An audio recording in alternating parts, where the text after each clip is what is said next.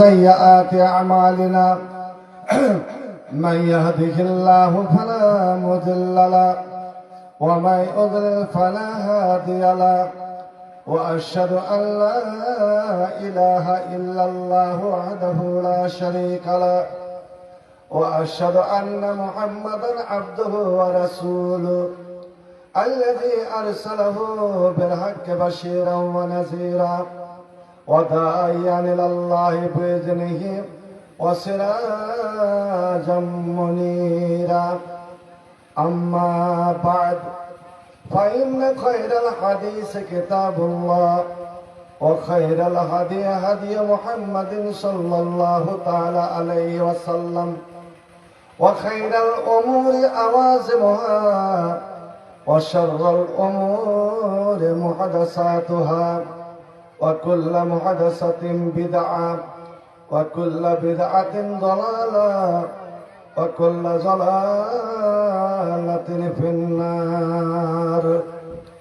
أعوذ بالله من الشيطان الرجيم. بسم الله الرحمن الرحيم. إنما يعمر مساجد الله من آمن بالله واليوم الآخر وأقام الصلاة وآتى الزكاة ولم يخش إلا الله فعسى أولئك أن يكونوا من المهتدين. وقال أقيموا الصلاة وآتوا الزكاة واركعوا مع الراكعين. وقال فاسجد لله واقترب. وقال النبي صلى الله عليه وسلم إن أحب البلاد إلى الله مساجدها وأبغض البلاد إلى الله أسواقها. رب اشرح لي صدري ويسر لي أمري واحلل عقدة من لساني يفقهوا قولي. رب زدني علما رب زدني علما رب زدني علما. আরব মরুর বুকে রসুল নামের ফুল ফুটেছে।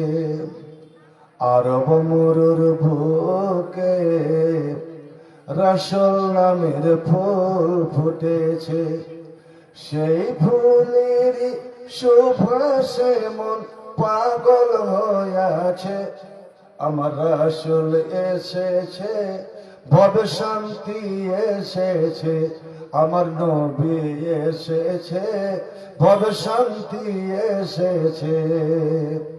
আরব মরুর বুকে রসুল নামের ফুল ফুটেছে। সেই ফুলের সুবাসে মন পাগল হয়েছে। আমার রসুল এসেছে ভবে শান্তি এসেছে। মোর নবী এসেছে ভবে শান্তি এসেছে। পিয়ারা নবী আমার তুমি দিনের জ্যোতি। আল্লাহর হাবিব কামলিওয়ালা তুমি হীরামতি। পিয়ারা নবী আমার তুমি দিনের জ্যোতি। আল্লাহর হাবিব কামলিওয়ালা তুমি হীরামতি। তোমায় পেয়ে বিশ্বজান তোমায় পেয়ে বিশ্বজান ধন্য হয়েছে। আমার রসুল এসেছে ভবে শান্তি এসেছে। মোর নবী এসেছে ভবে শান্তি এসেছে। আরব মরুর বুকে রসুল নামের ফুল ফুটেছে। আরব মরুর বুকে রসুল নামের ফুল ফুটেছে। সেই ফুলের সুবাসে মন পাগল হয়েছে, আমার আসল এসেছে, ভবে শান্তি এসেছে, মরণ এসেছে, ভবে শান্তি এসেছে। তোমার নামে দরদ পড়ে করে সবাই গুণগান। একবার সকলে পর্যন্ত সাল্লাল্লাহু আলাইহি ওয়াসাল্লাম। ভাই আমার, আপনাদের পাশের ওরাও কিন্তু দুরূদ পড়ে। ভাই আমার, ওদের আজান শুরু হয় বেদাত দিয়ে, আর নামাজও শুরু হয় বেদাত দিয়ে। আজানও আল্লাহর জন্য আর নামাজও আল্লাহর জন্য। আজানের প্রথম যে শব্দটা আমি আপনি উচ্চারণ করে থাকি, এই শব্দের মধ্যে এমনই একটা শক্তি লুকিয়ে আছে, এমনই শক্তিশালী শব্দ যে আজান, যে মুয়াজ্জিন আজান দিবেন। আমার জিয়াগাছিতে এক মুয়াজ্জিনের কবুতর ছুটিয়ে দিয়েছি, দেখবেন আস্তে করে বিসমিল্লাহ পড়বে, তারপরে আল্লাহু আকবার। আজানের আগে বিসমিল্লাহ বলা যাবে না, এটা জেনে রাখুন। আপনি বলছেন বিসমিল্লাহ তো নেকির কাজ, বিরাট বড় নেকির কাজ। ইমাম বুখারী একটা হাদিস এনেছেন, যদি খুব সংক্ষেপে, যে বিসমিল্লাহর এতই বড় শক্তি যে আমাদের যদি আমল হয়ে যায়, ভাই আমার, সব কিছু বিসমিল্লাহর মধ্যে লুকিয়ে আছে। পূর্বেকার এক লোক, নবী করিম সাল্লাল্লাহু আলাইহি ওয়াসাল্লাম বলছেন, আগেকার জমানার এক মুসলমান বিদেশ গিয়েছে ব্যবসা করতে। ব্যবসা করতে গিয়ে অনেক টাকা বেচারা ইনকাম করেছে। যেমন আমাদের ছেলেরা আরবে আছে, আরব আমিরাতে আছে, দুবাইতে আছে। টাকা নিয়ে বাড়ি আসবে, এমন সময় ডাকাতি হয়ে গেল, ছিনতা হয়ে গেল, সব শেষ। ও বাড়ি আসারও আর পুঁজি না। ভিন দেশ, তো কাউকে জানে না, কাউকে চেনে না, কি করে বাড়ি যাবে? এক মুসলমানের বাড়ি গেল, এক ধনী ব্যক্তির বাড়ি গেল, সালাম কালাম হলো। ভাই, আপনাকে আমি চিনলাম না। আমি, আমাকে চিনবেন না, আমি এখানকার নয়। ধরে নিন আপনি আরবে, ওখানকার কোন বাসিন্দার কাছে গিয়ে বলছেন আমি ভারতবর্ষের, ইন্ডিয়ার মধ্যে মাগরিবি বাঙ্গাল আল বাঞ্জাল আল কালামিয়া, কি বলেন ভাই? এরকম ব্যাপার, আমি এই বিপদে পড়ে গিয়েছি, আমি বাড়ি যেতে পারছি না, আপনি আমাকে কিছু টাকা ধার দেন, কিছু টাকা আপনি ধার দেন, আমি এই টাকার দ্বারা আমি বাড়ি পৌঁছবো, আপনি এইটুকু আমার দয়া করে সাহায্য করেন। বাড়ি সৌদি আরব থেকে ভারতের মোটামুটি 25-30 হাজার টাকার টিকিট তোমার লাগবে। এত টাকা আমি যে তোমাকে দেব, তোমাকে আমি চিনি না, জানি না, কি করে দেবো, কার উপরে ভরসা করে দেবো? তুমি একটা জমিনদার আনো। তা আমার এখানে জমিনদার কে হবে ভাই? কেউ তো নাই, আমি তো কাউকে চিনি না, তা আমি তোমাকে টাকা কি করে দিই? এবার ও লোকটা বলছে, ভাই আমিও মুসলমান, আপনিও মুসলমান, আমি যে আল্লাহকে মানি সে আল্লাহকে আপনিও মানেন, যে নবীকে আপনি মানেন সেই নবীর আমি উম্মত, যেই কাবা আপনি মানেন সেই কাবা আমিও মানি। আমি কোন মানুষকে আমি জামিনদার করলাম না, আমি স্বয়ং আল্লাহকে জামিনদার করছি। আল্লাহর জামানতে, আল্লাহর উপরে ভরসা করে আপনি দেন। আমি আল্লাহকে জামিনদার করলাম, আমি নির্দিষ্ট টাইমে যখন আপনাকে সময় দিচ্ছি, ওয়াদা করছি, ওই সময়ের ওপরে আপনাকে আমি টাকা আপনাকে আমি এসে দিয়ে যাব, আবার আপনাকে একদম তারিখ 1 থেকে 2 দিন হবে না। তখন তো বিমানে দিচ্ছিল না, পানি জাহাজ। ওর স্ত্রী ওকে নিষেধ করছে, কিন্তু বলছে দেখ রে, ও যখন আল্লাহকে জামিনদার করেছে, আমি আল্লাহর জামিনদারে আমি নাকচ করতে পারি না, আমি ভরসা করে তাকে দেবই, টাকা দিয়ে দিল। আর স্ত্রী কিন্তু বলে দেখবে তুমি ঠকবে, ও আসবে না। বিদেশির সঙ্গে বন্ধুত্ব করতে হয়, যাকে জানো না চিনো না, কি ভরসায় তুমি টাকা দিলে? এ বলছেন না, ও আল্লাহর নাম নিয়েছে, আল্লাহর কসম খেয়েছে, আল্লাহকে জামিনদার করেছে, আমি আল্লাহ নামের আমি অসম্মান করতে পারি না, আমি কলঙ্ক করতে পারি না, আমার বিশ্বাসও আসবে, আমাকে টাকা পৌঁছিয়ে যাবে। বন্ধু আমার, ও তো চলে গেল, এক এক করে করে নির্দিষ্ট তারিখ পৌঁছে গেল। এবার যে তারিখে ওকে টাকা দেওয়ার কথা, এ বেচারা টাকা পয়সা নিয়ে বাড়ি থেকে প্রস্তুত হয়ে বেরিয়ে গিয়েছে। ধরে নেন বোম্বাই চলে গেছে, জাহাজ ধরবে, ওপার যাবে। ও ঠিক বন্দরে যেই মুহূর্তে পৌঁছেছে, ওই মুহূর্তে জাহাজে চলে গেল। অল্পর জন্য ও জাহাজ ছুটে গেল, ট্রেন ছুটে গেল, বিমান ছুটে গেল অল্পের জন্য। দিনে একবারই খাওয়া, আর এদিক থেকে যাতায়াতের কোনো ব্যবস্থা নাই। আর ওদিকে ওই বাচ্চারা ওর স্ত্রীকে বলে এসছে, দেখি ওর তো আজকে আসার কথা নেই, আমি যাই স্টেশনে যাই, বিমানবন্দরে যাই।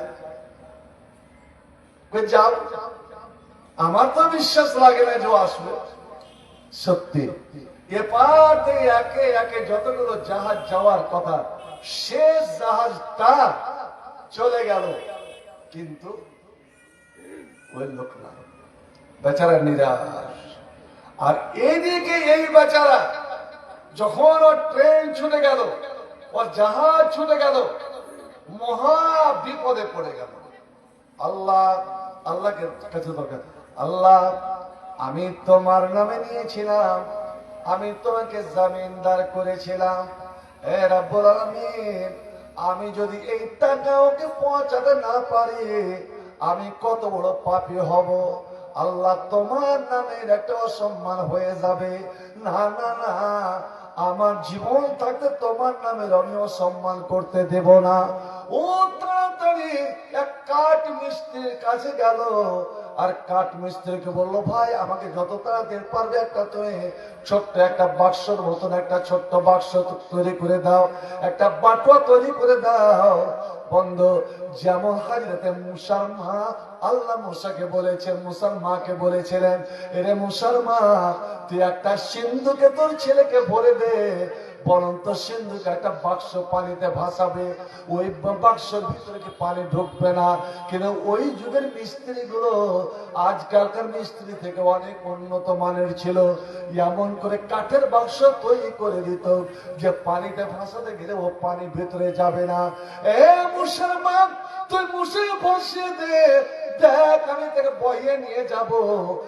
আর যে একটা মূসাকে কেন্দ্র করে হাজার হাজার হাজার হাজার এই বনী ইসরাইলের ছোট্ট ছেলেকে হত্যা করেছে, আমি ওই খুনি ওই ফেরাউনের ঘাটে আমি মূসার সিন্ধুক লাগাবো, আমি ওই ফেরাউনের বাড়িতে মূসাকে পৌঁছাবো, আর ওই ফেরাউনের দ্বারাই আমি মূসাকে লালন পালন করিয়ে নেব। দেখি ওরে ফেরাউনের কতটা ক্ষমতা, ওই ভণ্ডের কতটা ভণ্ডামি, আমার মূসাকেও কেমন করে হত্যা করে। এটা আল্লাহর কত বড় লীলা খেলা, যে মূসার মাধ্যমে ওই ফেরাউন একদিন সমুদ্রে ডুবে মরবে, ওরে তার শূন্য সমুদ্র ডুবে মরবে। আল্লাহ রাব্বুল আলামিন সেই মূসাকে ওই ফেরাউনের বাড়িতে ওই ফেরাউনের টাকা পয়সাতে আল্লাহ দুধ খাইয়া খাইয়া মানুষ করিয়া নিলেন 30 বছর ধরে। ঠিক এই লোকটা গিয়ে বলছে, আমাকে একটা কাঠের একটা বাটুয়া তৈরি করে দেন। তৈরি হয়ে গেল, ওতে 1 টাকা নয়, 2 টাকা নয়, 1000 সোনার টাকা, স্বর্ণ মুদ্রা, 1000 স্বর্ণ মুদ্রা ভিতরে রাখলো। একটা চিঠি লিখলো। চিঠিতে সে অভিযোগ করলো, ভাই আমি এসেছিলাম, আসা মাত্রই সবে মাত্র পৌঁছে জাহাজ ছেড়ে গেল, তাই আমি আল্লাহর জামানতে নিয়েছিলাম, আল্লাহর জামানতে আমি এই সমুদ্রে এই বাক্সকে আমি ভাসিয়ে দিলাম। তুমি যদি পেয়ে থাকো তো তুমি আমাকে জানাবে।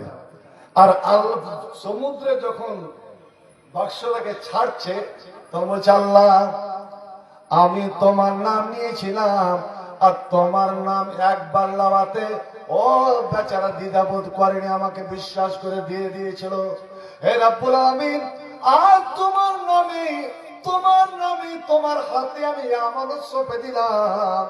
আল্লাহ তোমাকে যদি এক ওয়াদা শরীক আল্লাহ বলে যদি আমি মেনে থাকি, রব্বুল আলামিন এই আমানত ওই আমানতকারীর হাতে তুমি পৌঁছিয়ে দাও। বন্দরে আমার যেখানে জাহাজ যেতে তোমার 8 ঘন্টা 10 ঘন্টা লেগে যায়, ওরে ওই বেচারা ঘাট ছেড়ে হাঁটা দিয়েছে, তার আগে এই বাক্স এই সিন্ধুকটা গিয়ে সমুদ্রের ওই পারে গিয়ে লেগে গিয়েছে। একবার সুবহানাল্লাহ কি বলা যাবে না? একবার জোরে বলতো সুবহানাল্লাহ, একবার সুবহানাল্লাহ আর আলহামদুলিল্লাহ, এই দুটো শব্দ যদি বের হয় একসঙ্গে, সুবহানাল্লাহ আলহামদুলিল্লাহ, নবী আমার বলছেন, রে কারবলার মানুষ, এরে আলেম ওলামাদের গ্রামের মানুষ, তোরা শুনবে, তোর মুখ দিয়ে আমার পবিত্র শব্দটা বেরো সুবহানাল্লাহ, যার অর্থ হলো আল্লাহ আমি তোমাকে সমস্ত দোষ ত্রুটি থেকে মুক্ত মনে করছি। আল্লাহ তোমার মধ্যে কোনো আয়ব নাই, দোষ নাই, ত্রুটি নাই। আলহামদুলিল্লাহ, আল্লাহ যাবতীয় প্রশংসা তোমার, সমস্ত নিয়ামতের প্রশংসা তোমার। আল্লাহ আমাকে আমার জীবনে যত কিছু নিয়ামত দিয়েছ সব শুকরিয়া তোমারই জন্য। বান্দারে তোমার মুখ দিয়ে এই দুটা শব্দ বের হবে, আর আমি আল্লাহ এই দুটা শব্দের বিনিময়ে তোমাকে কতটা লিখে দেব শোনো। এই আসমান জমিনের মধ্যে যতটা ফাঁকা আছে, তামলা আনে আও তায়ামলা মা বাইনা সামাওয়াতি ওয়াল আরজে, ওই আসমান জমিনের মধ্যে যতটা ফাঁকা আছে, তোমারই একবার সুবহানাল্লাহ একবার আলহামদুলিল্লাহ বলার বিনিময়ে আমি সম্পূর্ণ ফাঁকাটা আমি নেকি দিয়ে পরিপূর্ণ করে দেব। এবার জোরে বলতো আলহামদুলিল্লাহ। আল্লাহ তুমি পৌঁছিয়ে দাও। এবার ঘাট থেকে হাঁটা দেয়নি, তার আগে পৌঁছে গেছে, ঢেউয়ের সঙ্গে আপনার ঘাটের এইভাবে লাগছে। এই বেচারা মলিন বদনে, ক্লান্ত শরীরে, মন মরা হয়ে নদীর কিনারে কিনারে চলে যাচ্ছে। দূরে দেখছে যে একটা বাক্সর মতন কি জিনিস ঢেউয়ে যেন তটে লাগছে করছে। টাকা তো পেলামই না, আমার স্ত্রীর কথাই সত্য হলো, তো জাগে এটাই উঠিয়ে নি। কমপক্ষে আমার স্ত্রীকে আশ্বস্ত করবো যে একটা লকড়ি দিয়ে আসলাম, এটা ফেড়ে এটা লকড়ি হবে। মানুষের মুখ দেখে সবকিছু পাওয়া যায়, স্ত্রী পুরুষের মুখ দেখেই বলছে কি, আমি বলিনি আপনাকে যে ভিন দেশের মানুষ যাকে চিনেন না জানেন না তার উপর ভরসা করে আপনি টাকা দিলেন, কই আপনার চেহারা বলছে যে ও ফাঁকি দিয়েছে আপনি, তাই তো নেই। কিন্তু আমার মন এখনো মানতে পারছি না যে আমাকে ফাঁকি দিয়েছে। তো ওটা আপনি কি নিয়েছেন? কই যে আমি কিনারা কিনারা আসছিলাম, এটা পানিতে ভাসছিল, তাই এটাকে উঠিয়ে নিলাম যে যদি কাজে লাগে ফের লোকটি করা যাবে।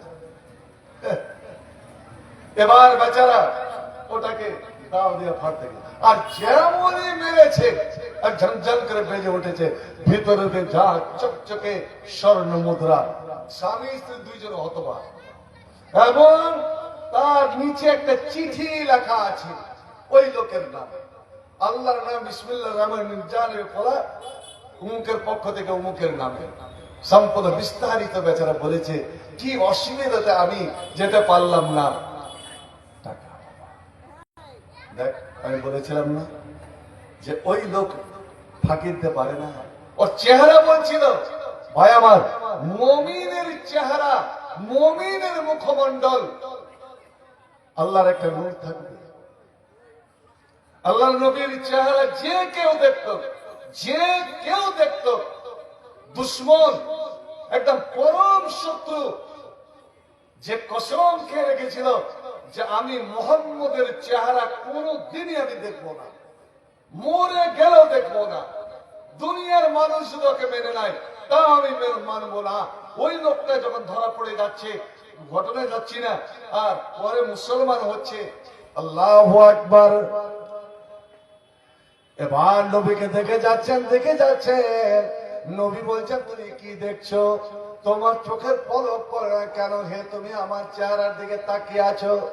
ইয়া রাসূলুল্লাহ, ইয়া হাবিবাল্লাহ, এ জীবনে কত সুন্দর সুন্দর আমি মানুষ দেখেছি, এই জীবনে কত সুন্দর সুন্দর লোক দেখেছি, কিন্তু আপনার চেহারা, আপনার মুখমণ্ডল এমনই একটা চুম্বক শক্তি আছে নবী গো।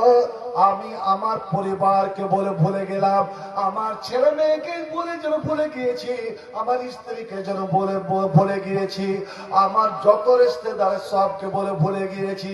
ইয়া রাসূলুল্লাহ, আমার মন চাই না যে আপনার দিক থেকে আমি মুখ ফেরাবো, আপনার চেহারা যেন দেখতেই থাকি, যতই দেখছি ততই যেন আমার মন উতলা হয়ে যাচ্ছে।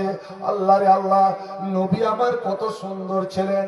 আমার ভাইরা বোনেরা বন্ধুরা শুনুন, হযরতে হাসান বিন সাবিতকে একদিন নবী বলছেন, হাসান রে তুমি তো অনেক কবিতা অনেক গান আবৃত্তি করো, একবার আমার ব্যাপারে তুমি কিছুটা কবিতা পড়ো না। হযরতে হাসান বলছে, ইয়া রাসূলুল্লাহ বেয়াদবি মাফ করবেন, আমি আপনার একজন নগণ্য ছাত্র, আপনার গুণাগুণ আর আপনার ব্যাপারে আমি কি বা বয়ান করি? আপনি তো সমস্ত বয়ানের ঊর্ধ্বে, আমরা যতই আপনার গুণাগুণ বয়ান করি না কেন আমাদের দ্বারা আপনার পূর্ণ গুণাগুণ বয়ান হবে না। নবী বলছেন তবুও শোনাও না। হযরতে হাসান বলছেন, ইয়া রাসূলুল্লাহ আমাকে কেমন কেমন যেন লাগছে, শরম লাগছে। এমন সময় জিবরিল আমিন চলে এলেন। জিবরিল বলছেন, ইয়া রাসূলুল্লাহ আল্লাহ আদেশ করলেন আপনি হাসানকে বলুন, হাসান তুমি আমার পেয়ারা নবীর কিছু গুণাগুণ বর্ণনা করো, আমার হাবিবের রূপের বয়ান দাও। ওরে জিবরিল স্বয়ং তোমার সাহায্য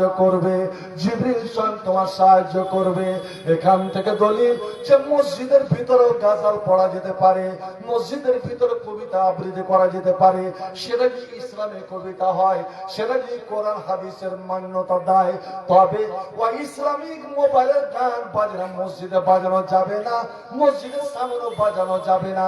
যখন হযরত হাসান শুনলেন আমি যে এই সময় নবীর গুণাগুণ বয়ান করব, জিবরিল স্বয়ং আমার সাহায্য করবেন। ও আইয়াদাকাল্লাহু বিরুহিল কুদুসে। এবার হাসান বিন সাবিত মেম্বারে উঠে আমার নবীর গুণাগুণ শুরু করে দিলেন। যে নবীর আমরা উম্মত, যে নবীকে দেখিনি শুধু কল্পনায় এঁকেছি, যে নবীকে দেখিনি আলেমদের মুখে আমি শুনেছি, কিন্তু বন্ধুরে এই মসজিদের যদি আপনি যে মসজিদটা বানাতে চলেছেন, এই মসজিদের কয়েকটা শর্ত যদি পালন করেন তো আমার নবী বলছেন, ওরে শোনো কিয়ামতের দিন হাসরের মাঠে আমি আমার 4 চাকা পেটিকে আগে আমি পানি পান করাতে যাব না, আমার 11টা স্ত্রীকে আমি পানি পান করাতে যাব না, তারাও পিপাসায় তারাই করবে। আমার তিনটা বেটা ছোট্ট কালে মারা গেছে, আমি তাদেরকে দৌড়ে করে উঠাতে যাব না। আমার হাসান হোসেন আমার কলেজার টুকরো দৌড়ে নাতে, আমি তাদেরকে পানি পান করাতে যাব না। আমার চারটা জামাই, ওরে আমি তাদের জন্য এগিয়ে যাব না। কিন্তু ওরে আমার উম্মত, শোনো, আমি সেই দিন তোমাদের জন্য হাউজে কাউসারের পানি প্লেটে সাজিয়ে আমি দাঁড়িয়ে থাকবো রে। আর আমার উম্মতকে চিনে চিনে চিনে চিনে ওরে বাবা যেমন ছেলের হাতে উঠিয়ে দেয়, মা যেমন ছেলে মেয়ের হাতে উঠিয়ে দেয়, ওরে স্ত্রী যেমন স্বামীর হাতে উঠিয়ে দেয় আদর করে, আমি তার চেয়ে বড় আদর করে আমার উম্মতের হাতে হাউজে কাউসারের এক গ্লাস পানি, যে পানির রং হবে দুধের থেকে সাদা আর মধুর থেকে মিষ্টি হবে, আর গিলাস গুলো হবে ওই আকাশের তারার থেকে বেশি সুন্দর, ঝা চকচকে। ওরে আমার নমাজি উম্মত শুনো, মানুষরে বা যে ব্যক্তি এক গ্লাস পানি আমার হাতে পেয়ে গেল, আমার হাতে যে এক গ্লাস পানি পান করে নিল, লাম ইয়াসমা আবাদা, কিয়ামতের মাঠে, হাসরের মাঠে 50,000 বছর দাঁড়িয়ে থাকতে হবে। 50,000 কেন রে, লক্ষ কোটি বছর যে দাঁড়িয়ে থাকো, আর কোনদিন তৃষা তোমাকে লাগবে না, তোমার পিপাসা অনুভব হবে না। অতএব শুনে নাও, ওরে আমার হাতে পানি অবশ্য তোমাদেরকে নিতে হবে। তোমরা যদি জান্নাত যেতে চাও তো আমার হাতে পানি অবশ্যই পেতে হবে। আমার হাতে যে হতভাগারা, যে পুরা কপালওয়ালারা, যে পুরা নসিবওয়ালারা আমার হাতে পানি পাবে না, ওরে তারা জাহান্নামের অতল তলে তলিয়ে যাবে।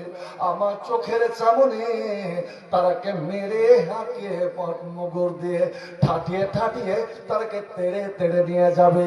যেমন তোমার জমিতে যদি অপরের মহিষ ঢুকে যায়, তোমার ফসলের জমিতে অপরের গরু যদি ঢুকে যায়, তোমার ফসলের জমিতে অপরের ছাগল যেমন ঢুকে যায়, তো লাগনা পিটা করে পিটতে পিটতে যেমন তাড়িয়ে নিয়ে যাও, ওরে আমি দেখবো আমার চোখের সামনে আমার কতগুলো উম্মতকে পিটিয়ে পিটিয়ে ঠাটিয়ে ঠাটিয়ে তারা নিয়ে যাবে।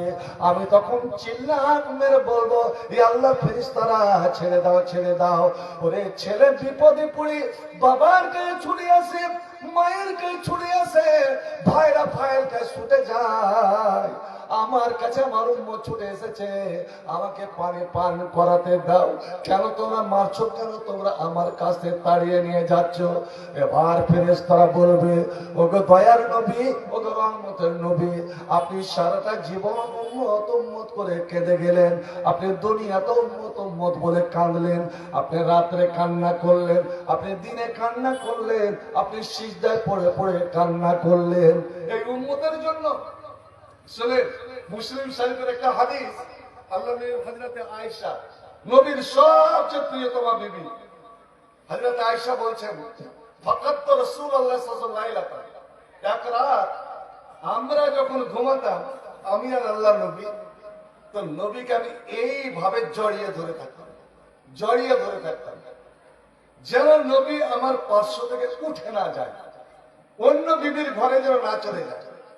আর আমার মুখখানা, আমার ঠোঁট একদম নবীর ঠোঁটে লেগে থাকতো।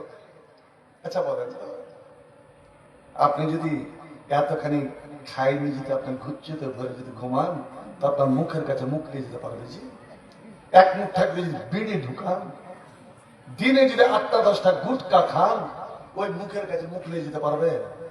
আর শুনুন, যারা নিজের স্ত্রীকে কষ্ট দেয়, শুধু গালে মারলে কষ্ট দেওয়া হয় না, গালি দিলেই কষ্ট দেওয়া হয় না, ব্যবহারের দ্বারা, তার নিঃশ্বাস প্রশ্বাসের দ্বারা, এই যে মুখে নিঃশ্বাসের দ্বারা যদি স্ত্রীকে কষ্ট দেয়, নবী বলছে ও ভালো মানুষ নয়, ও ভালো মানুষ নয়, ও আল্লাহর কাছেও ভালো নয়।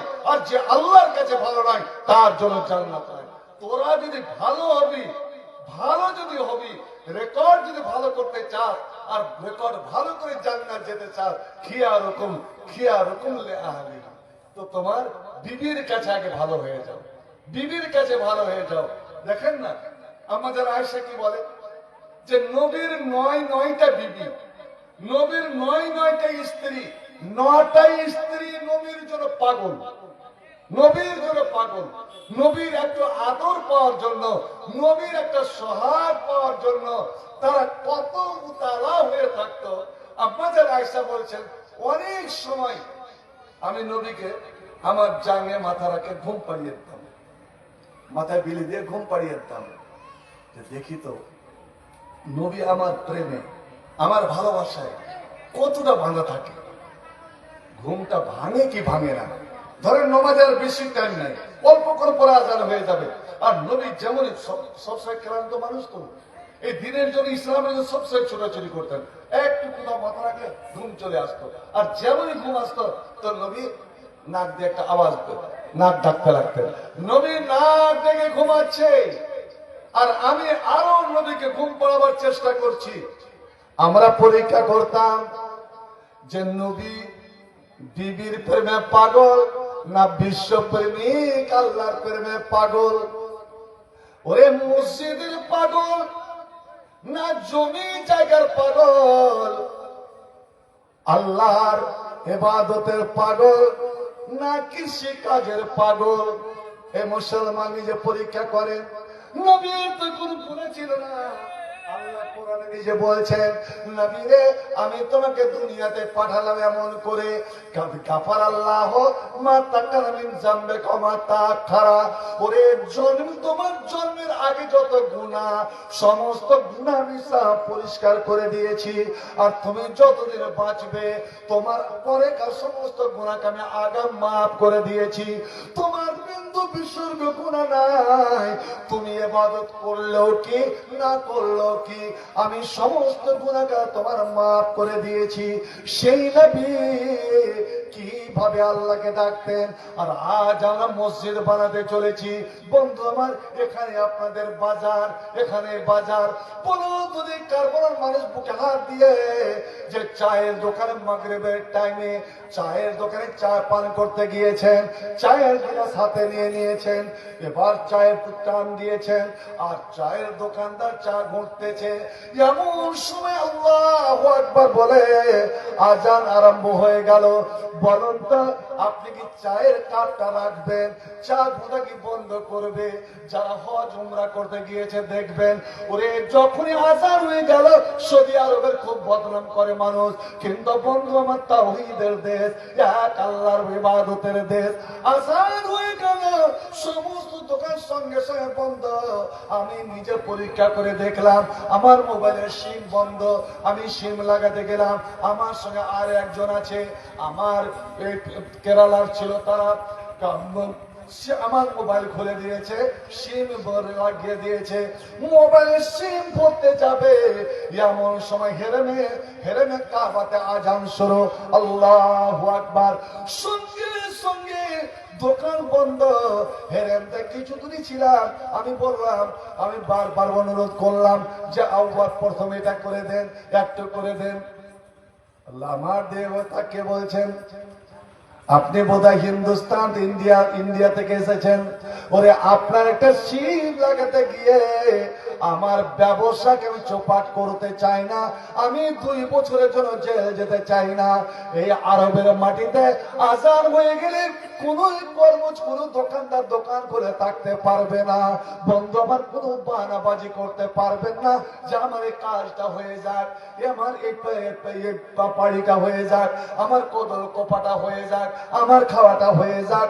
ওরে তোমার আজান শুরু হয়ে গেল, আল্লাহ বলছেন ফাসাউলা যিকরিল্লাহ, কাজ কাম ছেড়ে তুমি মসজিদের দিকে তুমি দৌড় দাও। মারে বোন রে, তোমার ঝাড়ু দাও বাদ দিয়ে, তোমার কাজ কাম বাদ দিয়ে আগে তুমি উযু করো, তুমি যাও, তুমি যাই নামাজে দিকে ছুটে যাও, আগে নামাজে দিকে ছুটে যাও। আমার আল্লাহ বলছেন, এই যে তুমি কাজ কাম ছেড়ে নামাজের দিকে দৌড় দিলে তোমার কিছুটা কাম নষ্ট হলো, কিন্তু শুনবে বান্দা শোন, বরকতের মালিক আমি আল্লাহ, শক্তির মালিক আমি আল্লাহ। তোর যে অল্প টাইম নষ্ট হলো, কাজ যে বিলম্বিত হলো, আমি ওই কাজ কখন যে তুমি সমাধান করে দিতে বুঝতে পারিস না।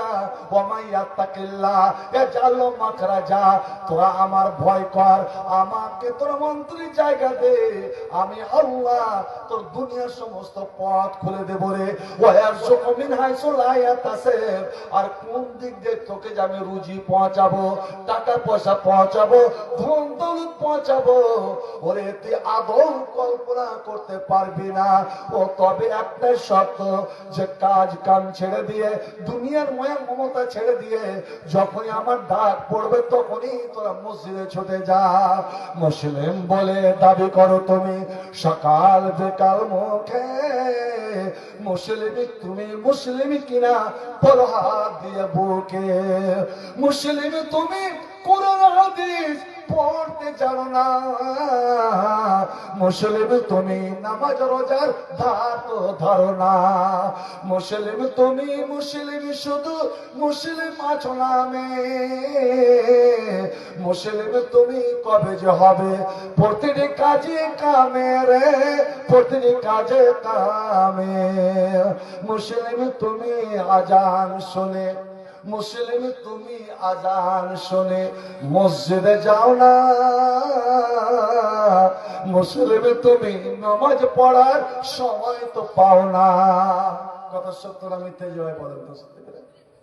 মুসলিম তুমি আজান শুনে মসজিদে যাও না, মুসলিম তুমি নামাজ পড়ার সময় তো পাও না। মুসলিম তুমি টিভি এবং মোবাইলের খবর রাখো বেশ। মোবাইল, হায় রে মোবাইল, ছেলের হাতে মোবাইল, মেয়ের হাতে মোবাইল, পুরুষের হাতে মোবাইল, স্ত্রীর হাতে মোবাইল। বেটি স্কুলে পড়ছে, একে এত বড় মোবাইল দেওয়ার কি দরকার? স্ত্রীকে এত বড় মোবাইল দেওয়ার কি দরকার? আর ওই মা তেমন মা যে ছেলেকে, ছোট্ট ছোট ছেলেকে মোবাইলের কার্টুন চালু করে দিয়ে দিয়েছে। মা তুমি কেমন মা বলো তো দেখি, তোমার ছেলেকে যে দুধ পান করাও, কি বলে তুমি দুধ পান করাও, কেমন করে তোমার ছেলেকে মানুষ করো? সরল স্ত্রী, বাড়ির স্ত্রীটা যদি কতটা জিনিস অবলম্বন করে, ছেলেকে ঠিক ইসরায়েল মতে যে দুধ পান করায়, মা যদি দুধ পান করার আগে চেয়ে উজু করে নাই, উজু করে নিয়ে ছেলের মুখটা পরিষ্কার করে দিল, নিজের ছাতি পরিষ্কার করে দিল। নবী বলেছেন দাঁড়িয়ে দাঁড়িয়ে তোমরা খাবে না, দাঁড়িয়ে পান করবে না। ছেলেকে পান করাচ্ছে, ওরে দাঁড়িয়ে দাঁড়িয়ে গাড়িতে চলতে চলতে যাতা পিছতে পিছতে যেন ছেলেকে দুধ পান না করায়।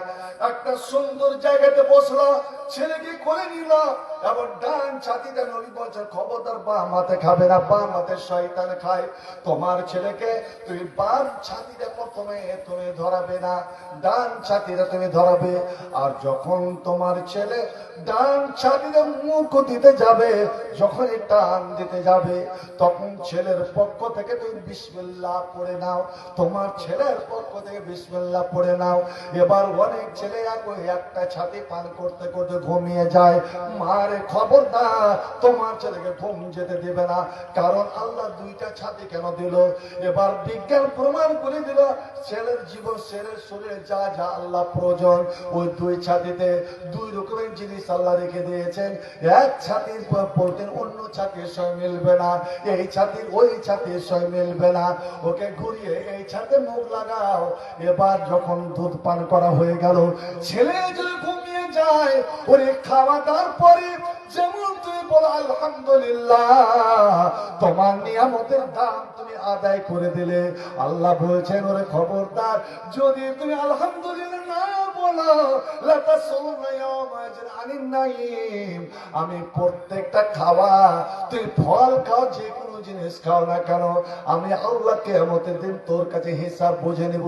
আমি যে এতগুলো নিয়ামত দিয়েছিলাম, ওরে এক কাপ চা পান করে তুই দোকান থেকে বিনা টাকা দেওয়াতে ফিরতে যেতে পারিস নি। আমি এত পান পানি করিয়েছিলাম, এত খাদ্য দিয়েছিলাম, এত ফল মূল দিয়েছিলাম, বল আমার কি দাম তুই আদায় করেছিলি? ইমাম আহমদ বিন হাম্বল বলেন, খাবার শেষে কেউ যদি আলহামদুলিল্লাহ বলে দেয়, ওরে সমস্ত নিয়ামতের দাম আদায় হয়ে গেল। একবার বলো তো আলহামদুলিল্লাহ। এবার একটা দোয়া আপনাদের বলছি, খাওয়ার পরে এই দোয়াটা বলতে পারবেন? নবী বলছেন এই দোয়াটা যদি কেউ বলে তো গফিরা লাহু মা তাকাদ্দামা মিন যামবি, হাদিস আবু দাউদ, তার আগেকার সব গুনাহ মাফ। খাওয়া যেমন শেষ হলো, আলহামদুলিল্লাহিল্লাযী, একবার পড়তে আমার সঙ্গে, আলহামদুলিল্লাহিল্লাযী আত'আমানি হাযা ওয়া রাযাকানি হে মিন গায়রি হাওলিন ওয়ালা কুওয়াতিন। আলহামদুলিল্লাহিল্লাযী আত'আমানি হাযা ওয়া রাযাকানি হে মিন গায়রি হাওলিন ওয়ালা কুওয়াতিন। তোমার ছেলেকে তুমি দুধ পান করাচ্ছ, আর যেমনই ওর দুধ পান করা হলো, তুমি এই দোয়াটা বলো, তোমার আগেকার সব গুনাহ মাফ। আর হ্যাঁ মা, ওই সময় তুমি কোনো গান, কোনো গাজাল, অন্য কোনো দুশ্চিন্তা না করে তুমি যেই সূরাগুলো জানো, যে আয়াতগুলো জানো, গুনগুন গুনগুন করে তুমি পড়তে থাকো। ওরে তাসবিহ তাহলিল জিকির আজকার তুমি করতে থাকো। কমপক্ষে এই দোয়াটাকে তুমি করতে পারবে না, ছোট্ট একটি দোয়া। দুধ পান করাচ্ছ, আল্লাহ আল্লাহ রাব্বি লা উশরিকু বিহি শাইয়া, আল্লাহ আল্লাহ রাব্বি লা উশরিকু বিহি শাইয়া। আমার নবী বলছেন আম্মা জান আয়েশাকে, আয়েশা রে, এই দোয়া এমন শক্তিশালী দোয়া, কেউ যদি এটাকে সকাল সন্ধ্যা সুন্দর করে পড়ে, যে উদ্দেশ্য পড়বে, খালিস নিয়তে যদি পড়ে, তো আল্লাহ ওর সমস্ত নেক উদ্দেশ্যকে পূর্ণ করে দেবেন। সুবহানাল্লাহ। এমনকি কোনো বিপদ আপদে যদি পড়ে থাকে, কোনো সমস্যায় পড়ে থাকে, আর এই দোয়াটা সকাল সন্ধ্যা যদি পড়ে, আল্লাহ আল্লাহ রাব্বি লা উশরিকু বিহি শাইয়া, তো আল্লাহ তার জীবনের সমস্ত সমস্যার সমাধান করে দেবে। সুবহানাল্লাহ। বন্ধু আমার, একটা দোয়া না বলে যেন পারছি না।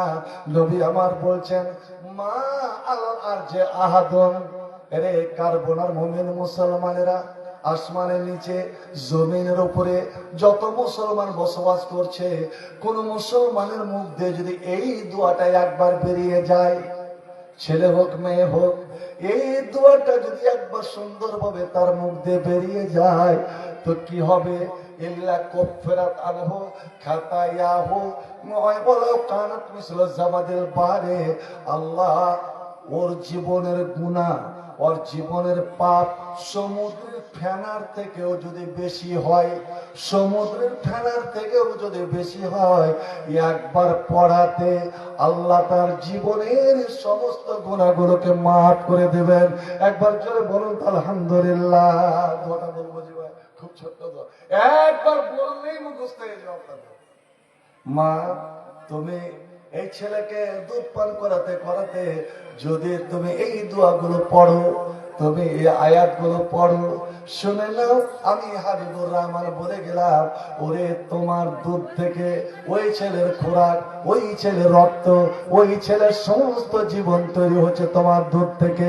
ওই তোমার দুধের সঙ্গে এমনই সার, এমনই প্রোটিন তুমি দিয়ে দিলে, ওই আগামী দিনে ছেলে কোনদিন শয়তানের খপ্পরে পড়বে না। তোমার ছেলেকে ছোট্ট দিয়ে তুমি দিনদার পরেশগার বানিয়ে দিলে।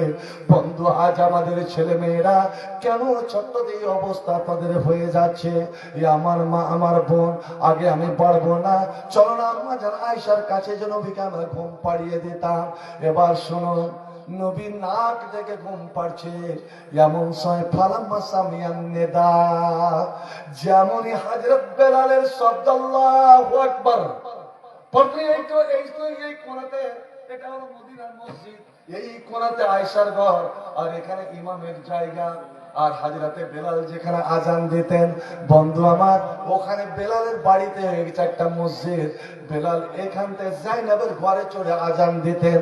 যেমনই আজান আল্লাহু আকবার, নবী ধড়পড় করে উঠতেন, এমন ভাবে ঝটকা মেরে আয়েশাকে ঝটকা মেরে এমন ভাবে উঠে দাঁড়াতেন, মসজিদের দিকে হনহন করে হাঁটা দিতেন, যা আম্মা জান আয়েশা বলছেন, নবীর হাঁটা দেখে মনে হতো যে নবী আমাদেরকে যেন চিনে না, আমাদেরকে যেন জানে না। আমরা ৯টা বিবি নবীর দিকে তাকিয়ে থেকে যেতাম। অনেক সময় আল্লাহ নবী এমনি তো নুরানি চেহারা, নবীর চেহারা রে 14 তারিখে চাঁদ তো দেখা যায়, 14 তারিখে চাঁদের মধ্যে তো একটা কালো দাগ আছে, কিন্তু নবীর চেহারার দিকে কেউ একবার তাকাতে গেলে ওর নজর পড়বে না। আল্লাহ আল্লাহ, আমরা নবী যখন উযু করতেন দাঁড়িয়ে দিয়ে চেহারা দিয়ে যখন ফটফট করে পানি পড়তো, তখন মনে হতো কচুর পাত থেকে যেন মুক্তার দানা ঝরে ঝরে পড়ছে। আমার নবীর চেহারা আরো যেন উজ্জ্বল হয়ে যেত। আমরা তাকাতে থাকতাম। একবার নবী যদি মিষ্টি মুখে কথা বলতেন, একবার নবী তার মুক্তার দাঁতগুলো, হীরামতির দাঁতগুলো যদি একবার দেখাতেন, কত না আমাদের স্বাদ মিটত। আল্লাহ, আমরা তাকাতে থাকতাম। নবী হেঁটে চলে যেতেন, নবী আমাদের ফিরে তাকাতেন না। অনেক সময় হযরত আয়েশা নিজের বহিন বেটাকে বলছে, নিজের বহিন বেটাকে বলছে, ওরে সই। একদিন আমি সইতেন, একদিন নবীর কোন বিবি সইতে না পেরে নবী উযু করে যখন সজরে হাঁটা দিয়েছেন মসজিদের দিকে, তখন ওই বিবিটা পিছন থেকে বলছে, ইয়া রাসূলুল্লাহ, ইয়া মুহাম্মদ, নাম ধরে ডাকছেন, ওগো আল্লাহর নবী।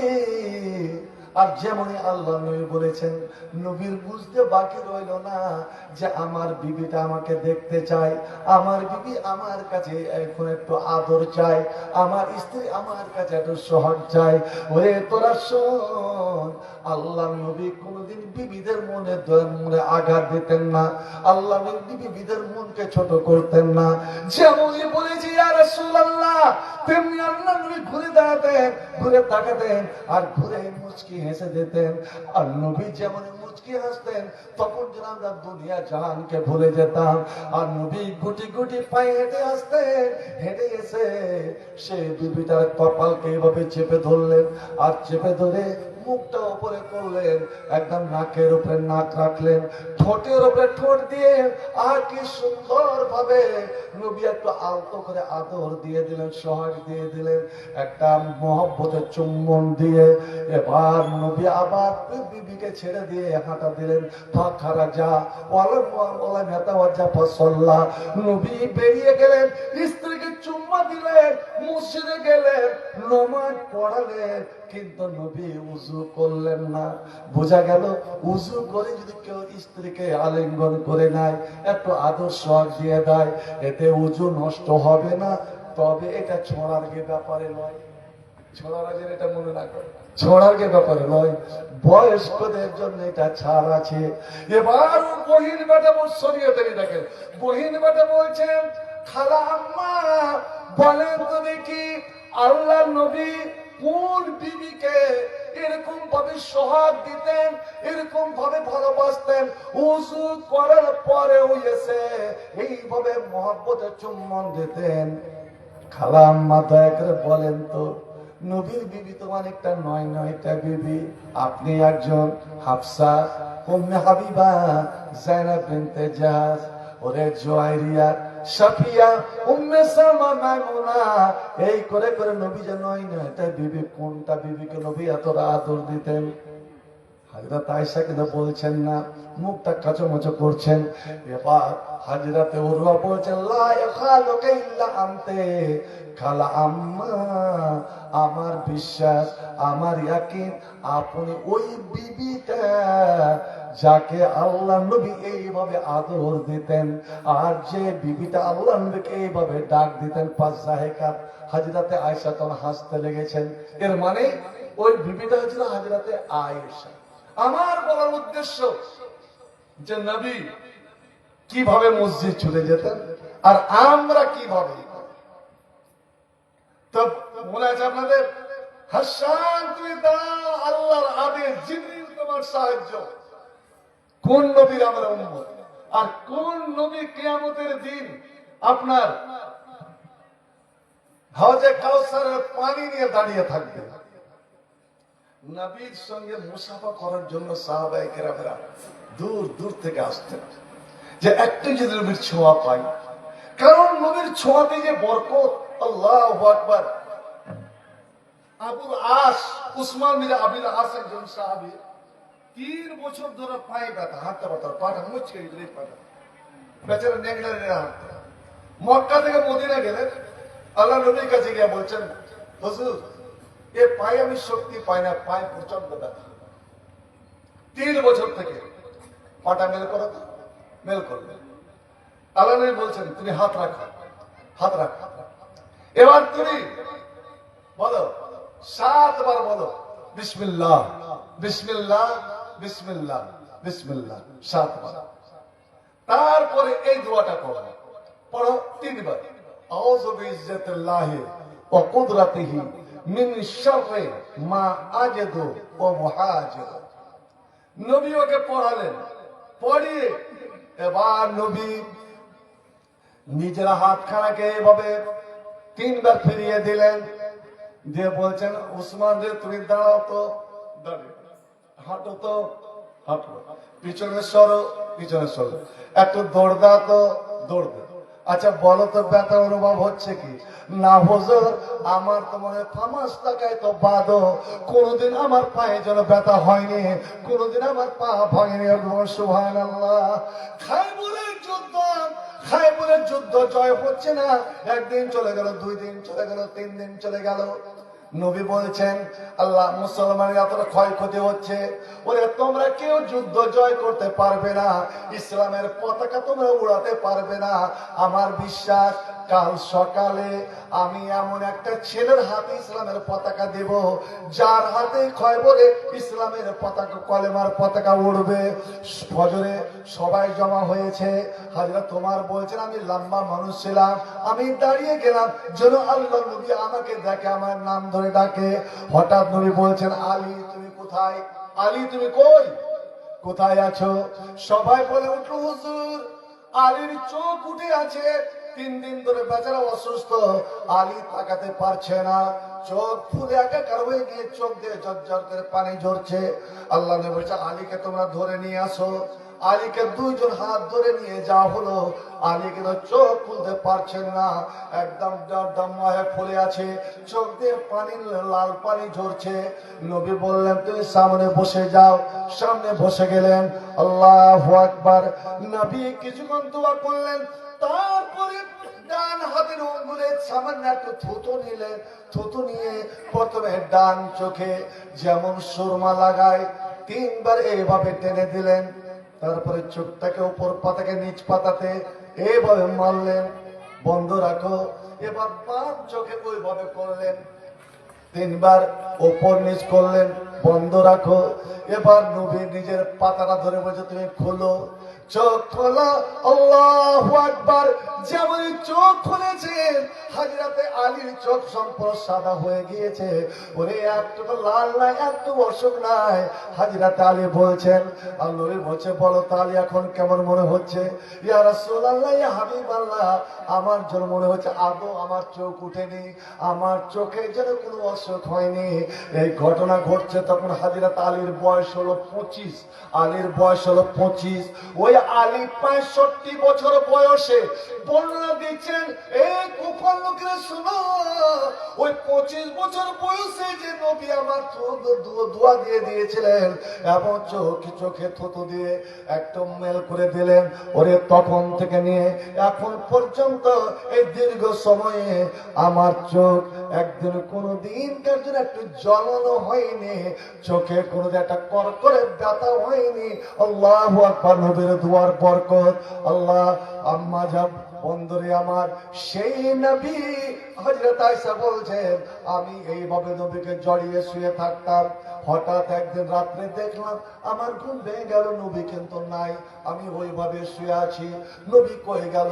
আমি উঠে গেলাম, 9টা সতীনের ঘরে গেলাম, ওরে কাউরি ঘরে নাই, কাউরি ঘরে নবী নাই, কান লাগালাম, আবার ফিরে আসলাম।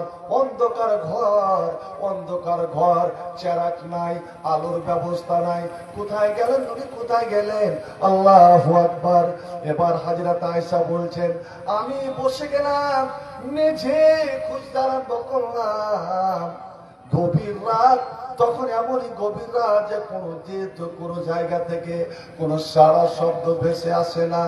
পাল্টামাস্ত আমি এইভাবে হাত ধরাতে আরম্ভ করে দিলাম, রে নবীর উম্মতেরা শুনবে, রে ছেলে মেয়েরা তোরা শুন, পুরুষের ব্যাপারে সব সময় তোরা কোন ধারণা করিস না রে। পুরুষদের চিন্তা ধারণা আলাদা আছে। ওরে পুরুষ যতটা চিন্তা ভাবনা করে, একটা স্ত্রী অতটা চিন্তা ভাবনা করতে পারে না। হতে পারে কোনো সমস্যা পড়েছে, কোনো ছেলে মেয়ে অসুখ আছে, কেউ তার নার্সিং হোমে ভর্তি আছে, অপারেশন হয়েছে। ওরে নারী, ওরে স্ত্রী, তুমি ঘুমাতে পারো, কিন্তু ওই বাবা অপারেশন ওই ছেলেকে হসপিটালে ঘুমাতে পারে না। ও আলেমদের মুখে শুনেছে ডাক্তারের ডাক্তার আল্লাহ। হতে পারে তোমার স্বামীটা উঠে গিয়ে উযু করে ওই মসজিদে গিয়ে 2 রাকাত নামাজ পড়ে আল্লাহর দরবারে হাত উঠিয়ে দিয়েছে। এ রব্বুল আলামিন, তুমি হাজিরা তাইয়ুবের অসুখ একটা দুয়ার পড়তে, রব্বে আন্নি মাসানিয়া যুরর ওয়া আনতা আরহামুর রাহিমিন, হাজরত আইয়ুব দোয়া করেছিলেন, সঙ্গে সঙ্গে আল্লাহ তাকে আরোগ্য দান করেছিলেন। এ রব্বুল আলামিন, আমি সমস্ত ডাক্তারকে চিকিৎসা করিয়ে দিলাম, আল্লাহ ডাক্তার ভালো করার মালিক নয়। তুমি আমার ছেলেকে ভালো করে দাও, তুমি আমার মেয়েকে ভালো করে দাও, তুমি আমার বাবাকে ভালো করে দাও, তুমি আমার মাকে ভালো করে দাও। বন্ধু আমার, ওরে আল্লাহর কাছে যদি হৃদয় ফাটে দোয়া করেন, আল্লাহ বলছেন বান্দারে আমি কোন মানুষের হাতকে খালি ফিরিয়ে দিতে পারি না, আমাকে লজ্জা লাগে, আমাকে শরম লাগে। আমি এক্ষেত্রে আপনাদের একটা দোয়া বলে যাচ্ছি বন্ধু। কারবোনাতে, ওই কারবোনাতে কেউ একটা অসুখ পড়েছে, আপনার ওই মাথাতে একজন অসুখ পড়েছে শুনেছেন। আমরা তো দেখতে যাই, একটা বেমার মানুষকে দেখতে যাওয়াটা হলো ইসলামের একটা হক, মুসলমানের হক। কিন্তু কিভাবে দেখতে যাবে? সাইকেলে, আপনার বাইকে যাবে? শুনুন, সুন্নাত তারিকা, আপনি বাড়িতে উযু করেন। সব থেকে ভালো ফজরের নামাজ পড়ে কোনো অসুস্থ মানুষকে দেখতে যাওয়া। আপনার বাবাটাই অসুস্থ, আপনার মাই অসুস্থ, আপনার কোনো ছেলে মেয়েকে অসুস্থ। আচ্ছা বলুন তো, অসুখ দেনেওয়ালা কে ভাই? জোরে বলে, অসুখ দেনেওয়ালা কে? আর অসুখ ভালো করনেওয়ালা? আচ্ছা, এই যে 2022-এ যে লকডাউন হয়েছিল, কি রোগটার কারণে? যে সবাই যে মুখে টুনি লাগিয়েছিল, গরুর টুনি গালা, করোনা। করোনাটা কি? আচ্ছা, এই কার্বনটা করোনাটা কয়জন মারা গেছে? বলেছে একটা। এবার বলুন, জ্বর সর্দি কাশির ভাইরাস কার মধ্যে নাই? এই টুনি লাগিয়ে নমাজ পর্যন্ত পড়েছে অনেকে। শুনুন, কেউ যদি টুনি লাগিয়ে মাস্ক পরে নমাজ পড়ে থাকেন, আল্লাহর কাছে তওবা করে কান্না করিয়েন। কারণ ইমাম মালিক রাহমাহুল্লাহ তার মুওয়াত্তার মধ্যে হাদিস রয়েছে যে নবী নিষেধ করেছেন নামাজের অবস্থায়, এমনকি মেয়ে ছেলে পর্দা করবে, কিন্তু নামাজের অবস্থায় ওরা মুখ ঢাকতে পারে না, ওরাও কিন্তু এটা খুলে রাখবে মুখ। আল্লাহ কেন? আল্লাহ রাব্বুল আলামিন নামাজি যখন নামাজে দাঁড়ায়, ফাইন্নাকুম তুনাজুনা রাব্বাকুম, তখন তোমার রব্বের সঙ্গে, আল্লাহর সঙ্গে কথা বলা, ফেস টু ফেস, মুখোমুখি হয়ে। দুই প্রেমিক স্বামী স্ত্রী বাসর ঘরে, ওরা মুখ ঢেকে কথা বলে। আল্লাহু আকবার, আল্লাহ তার বিশ্ব প্রেমিক তোমার সামনে, আর তুমি তার সামনে দাঁড়িয়ে কথা বলছো আর মুখ ঢেকে। এটা সরকারের চক্রান্ত। ভাই আমার, সত্যি বলছি, আল্লাহর কসমকে বলছি, খবর নিবেন, সব মাদ্রাসা বন্ধ, কিন্তু হাবিবুর রহমানের মাদ্রাসা বন্ধ হয়নি। আমি মাদ্রাসা বন্ধ হতে দিই, মাদ্রাসা চলেছে, গায়ের নামাজ পড়েছি, দেখি তো জামাত এত দূরাদূরি, পায়ে পা ঢাকেনি আলে হাদিসরা, মুসাফা করেনি। এই গ্রামেরই কোন রেশতেদার, এই গ্রামেরই তার সম্পর্ক, ওর বংশধর এই গ্রামের বাপ দীর্ঘদিন ধরে ছেলের অপেক্ষা করছে, ছেলেকে তো চাকরির ক্ষেত্রে বাইরে। এবার ওই লকডাউনের মধ্যে ছেলে কষ্ট করে বাড়ি গেল, বাবা বয়স্ক বিছানা পড়ে আছে। বাবা মনে করেছে যে আমাকে এসে জিজ্ঞেস করবে, সালাম কালাম করবে, তো সালাম দিয়েছে দূর থেকে। আলী রে বেটা, নাম নেবো না, আলী রে বেটা, বা পুরঙ্গের বিছানা ধরপটে উঠতে গেছে। তো যাক, শরমে ভরমে ওর মাকে একটু মোসাফা কর, এদিকে দূর থেকে মোসাফা করেছে। মোসাফা করেই ওই যে কি একটা শিশিতে ভরা থাকতো, যে এদিকে হাত থেকে বলতো কি স্যানিটাইজার, শুনুন, মুসলমানের স্যানিটাইজারের দরকার নেই। সবচেয়ে বড় স্যানিটাইজার কি বলেন তো? মুসলমান যতটা পরিষ্কার থাকে, দুনিয়ার কোন জাতি পরিষ্কার থাকে? সেটা হলো 5 ওয়াক্তের উযু। আর মসজিদে যখনই যাবেন তখনই উযু করে যাবেন। একটা মশলা শুনে রাখুন, কোন দরকারি যদি মসজিদ যেতে হয় তো আপনি আল্লাহর ঘর উযু করে ঢুকবেন। আর যদি পারেন এমনি সময়, ওর জন্য কোনো টাইম টেবিল নাই, এমনকি যে টাইমে নামাজ পড়া নিষিদ্ধ ওই টাইমেও যদি মসজিদ যান তো নবী বলছেন, এজা জাআদুকুল মসজিদা ফালা ইয়াজলিস হাত্তা ইয়ারকা রাকাতাইন ক্বাবলা আন ইয়াজলিসা। তুমি বসার আগে 2 রাকাত সালাত আদায় করে নাও। সুবহানাল্লাহ। এই 2 রাকাত সালাতের কত ফজিলত! আল্লাহ নবী মেরাজে জান্নাত দিয়ে হাঁটছেন, জিবরিল আগে আগে, আমার নবী পরে পিছে পিছে। হঠাৎ নবী থমকে দাঁড়ালেন, জিবরিল গিয়েছে।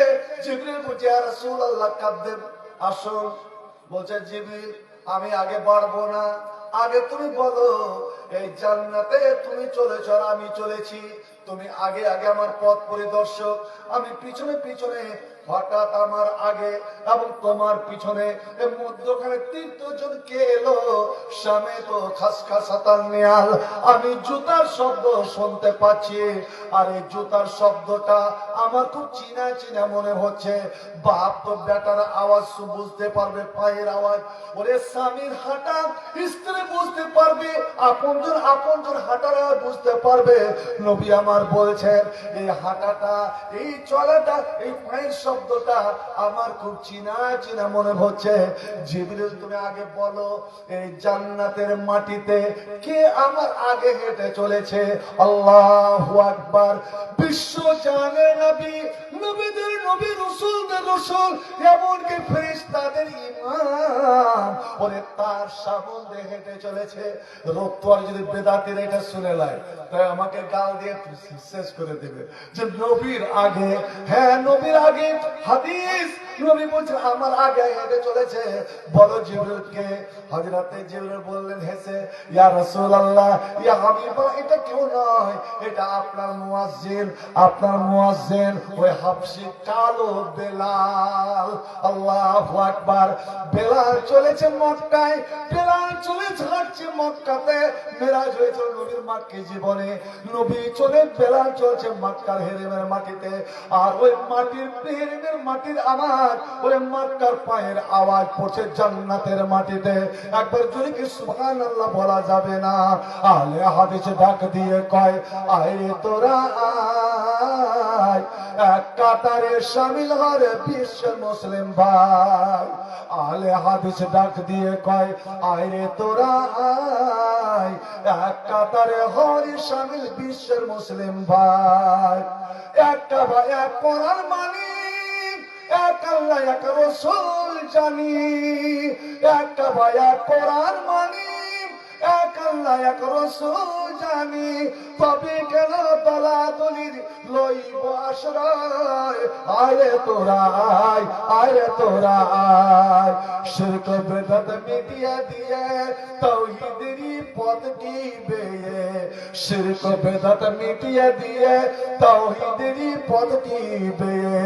এক সারি এক কাতার হয়ে, এক সারি এক কাতার হয়ে আল্লাহর পথে যায়। আরে তোরা আয়। আলে হাদিস ডাক দিয়ে কয়, আরে তোরা আয়, এক কাতারে হরে শামিল বিশ্বের মুসলিম ভাই। মাযহাবকারীদের সব ভেদাভেদ মিটিয়ে দিয়ে সকল বিভেদ, আল কোরআনের হাদিস নিয়ে, আল কোরআনের হাদিস নিয়ে এক কথায় আজ চাই। আরে তোরা আয়, আরে তোরা আয়। আলে হাদিস ডাক দিয়ে কয়, আরে তোরা আয়, এক কাতারে হরে শামিল বিশ্বের মুসলিম ভাই। বেলাল, বেলাল কি আমল করেছে যার কারণ নবীর আগে হেঁটে চলেছে? ইয়া রাসূলুল্লাহ, ইয়া হাবিবাল্লাহ। বেলাল একজন গরীব মানুষ, রাখাল মানুষ, ছাগল চড়িয়ে বেড়ায়, মেয়ে চড়িয়ে বেড়ায়। ও বেচারা বেশি ইবাদত করতে পারে না, কিন্তু একটা ইবাদত কোনদিন সে ছাড়ে না। একটা আমল কোনদিন সে ছাড়ে না। আর আল্লাহকে ওটাই আমল পছন্দ যেটা আমল মানুষ সব সময় করে, এক লাগারে করে। ওয়াইন কাল্লা, যদি আমলটা অল্প হয়, অল্পই কিন্তু এক লাগারে করে যাচ্ছে, ওই আমলটা আল্লাহ নিকটে কবুল। কি আমল জিবরিল তুই বলুন, এ মুহাম্মদ বলুন সাল্লাল্লাহু আলাইহি সাল্লাম, তোমার বেলাল যখন মসজিদে যায় ও বিনা উজুতে কোন মসজিদে যাবে না, আর মসজিদে গিয়ে কোনদিন বসবে না। বসার আগে আল্লাহর দরবারে আল্লাহকে 2 রাকাত নামাজ আগে উপহার দিবে, তোহফা দেবে। এই নামাজটা হলো আল্লাহর তোহফা, আল্লাহর উপহার। ওই কুটুমের বাড়িতে কোনো কিছু নিয়ে আর বান্দা মসজিদে যাবে আল্লাহর নামাজকে নিয়ে। এই যে 2 রাকাত নামাজ, যেটাকে তাহিয়াতুল মসজিদ, তাহিয়াতুল ওযু বলা হয়, এই নামাজ বেলাল কোনদিন ছাড়ে না, যার কারণে বেলালকে সম্মানটা দেওয়া হয়েছে। আপনারা তো পড়বেন মসজিদে গিয়ে 2 রাকাত নামাজ, কিন্তু আমার মা বলে না, এটা তো মসজিদে, আমরা তো মসজিদের ব্যবস্থা করিনি। মা বোন তোমাদের বলে রাখছি, উযু করে যোহর হোক, আসর হোক, যে কোনো নামাজ হোক, উযু করে যখন তুমি যাই নামাজে দাঁড়াবে, তো যাই নামাজে দাঁড়িয়ে আগে নফলের নিয়তে, ওই তাহিয়াতুল ওযুর নিয়তে 2 রাকাত তুমি নামাজ পড়বে, তারপরে তুমি সুন্নাত পড়বে। আর একটা কথা বলেই দিচ্ছি, জোহরের কয় রাকাত নামাজি ভাই, মশলাটা জেনে রাখি। জোহরের কয় রাকাত? 4 রাকাত। কয় সালাম? কয় সালাম? জোহরের 4 রাকাতে কয় সালাম? 1 সালাম নয়? আসরে 1 সালাম, এশারে 1 সালাম, মাগরিবের 3 রাকাত 1 সালাম, ফজর তো 2 রাকাত। এই যে 4 আর 3 1 সালাম। এছাড়া যত নফল নামাজ আছে, জোহরের 6 রাকাত, মাগরিবের 2 রাকাত, এশারের 2 রাকাত, আর বা আসরের আগে যদি 4 রাকাত কেউ পড়তে চায়, সে রাতের নামাজ হোক বা দিনের নামাজ হোক, তারাবি হোক, তাহাজ্জুদ হোক, কিয়ামুল লাইল হোক, যে কোনো নামাজ। অনেকে দেখবেন জোহরের আগে 4 রাকাত পড়ে, আসরের আগে 4 রাকাত পড়ে, কিন্তু মধ্যে একবার তার সাউত করে উঠে যায়। 1 সালাম, 1 সালামের নাম সালাতুল লাইল ওয়ান নাহারে মাসরা মাসরা। এটাই হলো সহি, যে রাতের নামাজ হোক বা দিনের নামাজ হোক, যত নওয়াফিল আছে সেটা আপনার 2 রাকাত, 2 রাকাত করে। অত সুবিধাতে যাবেন না। এখনো ওই রমজান মাসে মোবাইল করছে যে মাওলানা, যে ভেতরে 4 রাকাত করে পড়া যায় না, মানে তুমি পড়ো, তুমি 8 রাকাতে 1 সালামে ফিরে এলো। অর্থাৎ নবী যেটা বুঝেনি সেটা তুমি ভালো করে বুঝেছো। নবী 2 রাকাত পড়লেন, নবী 2 রাকাত করে পড়তে বলছেন, আর তুমি পড়বে 4 রাকাত। শরীয়ত তোমার মতে না, তুমি শরীয়তের মতে চলবে। একটা কথা জেনে রাখেন। আর একটা বলেছে মসজিদ অন্তর্চন, মসজিদে যখন আসবে যে কেউ, যে কোনো টাইমে, ফালা ইয়াজলিস, ও যেন না বসে, হাত্তা ইয়ারকা রাকাতান, যেন 2 রাকাত নামাজ পড়ে না। হাদিস বুখারী, মুসলিম, আবু সব বসার আগে।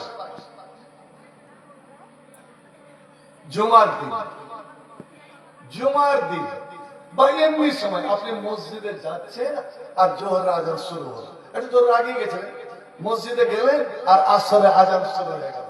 এবার কি করবেন? নবী বলছেন যখন আজান হবে, মসজিদ আজ যা বলছে তুমি তা বলো, আজানের জবাব দাও। মা বোন, তোমরা বাড়িতে আছো, কাজে আছো, যে কাজে থাকো না কেন, মুয়াজ্জিনের আজানের জবাব দাও। মুয়াজ্জিন যেটা নেকি পাচ্ছে, তুমি ওটা নেকি, বরঞ্চ তোমার নেকি একটু বেশি। কি বেশি? আজান যখন শেষ হবে, তুমি আল্লাহ রাব্বা হাজির দাওয়াত তাম্মা, এই দোয়াটা পড়ে আমার উপরে দুরূদ পড়ো। নবী বলছেন ওয়াজাবাত লাহু শাফাআতি ইয়াউমাল কিয়ামাতে, ওরে কিয়ামতের দিন এই সব দোয়া পড়নেওয়ালাদের আমি আল্লাহকে বলে বলে ওদের নাম নিয়ে নিয়ে আমি সুপারিশ করে জান্নাতে নিয়ে যাব। ওরে তোমরাকে যতক্ষণ জান্নাতে না নিয়ে যাব, ততক্ষণ আমি কিন্তু জান্নাতে যাব না। এমন আমি নেতা নাকি আওয়াজ বসে গেল। তো এবার জোহরের আজান শুরু হলো, আপনি মসজিদে চলে গেছেন, আর দাঁড়িয়ে দাঁড়িয়ে জবাব দিবেন না ওই মসজিদে ঢুকার তাহিয়াতুল মসজিদটা পড়বেন? কোনটা করবেন? আপনি নামাজ পড়বেন না আজানের জবাব দিবেন? এখানে দুটা মশলা। আজানটা এমনি নামাজের আজান, জোহর আসর মাগরিব এশা ফজর এই সব নামাজের আজান, না জুমার আজান? এখানে দুটা মশলা। জুমার দিন আজানটা কখন হয়? জুমার দিন আজান কখন হয় ভাই? যখন ইমাম মেম্বারে উঠে গেছে, এবার আজান আরম্ভ। আজান শেষ হবে, ইমাম খুতবা আরম্ভ করবে। এবার ওই সময় আপনি গেলেন, ইমাম মেম্বারে বসে গেছে আর আজান আরম্ভ হয়েছে, আর আপনি মসজিদে প্রবেশ করলেন। এখানে আপনি ওই নামাজ পড়বেন না আজান শুনবেন? অন্য নামাজের বেলায় আপনাকে দাঁড়িয়ে দাঁড়িয়ে বা দাঁড়িয়ে দাঁড়িয়ে আজানের উত্তর দিতে হবে। আজানের উত্তর দেওয়ার পরে দোয়া টোয়া পড়ার পরে এবার আপনি নামাজ শুরু করেন। নফল পড়ে, সুন্নত পড়ে, যা আপনার ইচ্ছা পড়ে। কিন্তু যদি জুমার আজান হয়, ইমাম মেম্বারে বসে গেছে, তখন কিন্তু আপনাকে আজানের জবাব দেওয়াটা সুন্নাত। কিন্তু ইমামের খুতবা শোনাটা ওয়াজিব। ইমামের খুতবা শোনাটা ওয়াজিব, কারণ ইমাম যখন খুতবা আরম্ভ করে দেয় তো আল্লাহর ফেরেশতারাও রেজিস্টার বন্ধ করে দেয়। ইস্তামিউনা যিকরা, হাদিসে আছে যে ফেরেশতারাও ওই ইমামের খুতবা শুনতে আরম্ভ করে। খুতবা এমনই জরুরি যে খুতবা চলাকালীন আপনি কারোর সঙ্গে কথা বলতে পারেন না। কেউ যদি কথা বলে তোকে নিষেধ করতে পারেন না। হ্যাঁ, ইশারা ইঙ্গিতে করতে পারবেন, ওকে আপনি কয়েক চালা করতে হয় না, ফাঁকা লাগাও তা, আপনি একটা বড় ভুল করলেন। এমনই জরুরি। অতএব যদি জুমার আজান হয় তাহলে আপনি নামাজ শুরু করে দেন। মশলাটা ভালো করে বুঝলেন? নামাজ শুরু করে দেন, খুব হালকা ভাবে তাড়াতাড়ি আপনি 2 রাকাত সালাত আদায় করলেন, যাতে এদিকে আজান শেষ হয় আর ওদিকে খুতবা আরম্ভ হয়। আপনি আজানের দোয়াটা পেয়ে যাবেন, আর এদিকে খুতবা শুরু থেকে নিয়ে শেষ পর্যন্ত আপনি শুনলেন। বন্ধু আমার, হাজরাতে বেলাল এই নামাজের জন্য এত বড় সম্মানটা, এত বড় মর্যাদা দেওয়া হলো। হ্যাঁ, আমি কথাকে পূর্ণ করছি। হাজরাতে হাসান বিন সাবিত এবার কবিতা শুরু করলেন। কি শুরু করলেন? আজমা আহসানু মিনকা লাম তারা কাতাইনি ওয়াজমাল মিনকা লাম তালিদিন নিসাউ। ওগো আল্লাহর নবী, আপনি এতই সুন্দর, এতই সুন্দর যে আমার এই চোখ কোনদিন 2 নয়নে এরকম সুন্দর মানুষ দেখিনি। আর মা আলেম বসে আছেন। আসার মানে সুন্দর, আজমাল মানে সুন্দর। আসার মানে বাইরের রূপ, আসার বাইরের রূপ, আজমাল ভিতরের রূপ। আপনার বাইরে যত সুন্দর, ভিতর তত সুন্দর। ও আজমাল মিনকা লাম তালিদিন নিসাউ, আপনার মতন সুন্দর, আপনার মতন সুন্দর কোন মেয়ে, আদমের কোন বেটি আজ পর্যন্ত জন্ম দেয়নি, কিয়ামত পর্যন্ত জন্ম দিতে পারবে না। একবার যদি বলা যাবে নাকি সুবহানাল্লাহ। আপনার মতন সুন্দর কোন মেয়ে জন্ম দিতে পারেনি, গর্ভে ধারণ করেনি, কিয়ামত হয়ে যাবে গর্ভে ধারণ করতে পারবে না। আল্লাহ খুলিকতাম মুবাররান মিন কুল্লি আইবিন। প্রত্যেক মানুষের একটা না একটা দোষ আছে। কোন মানুষ বলতে পারবে না যে আমার একটা দোষ ত্রুটি নাই। এই জন্যই তো যখন মানুষ মারা যাবে তখন ওই মৃত্যু মানুষটাই যে কেউ যেন গোসল না দেয়।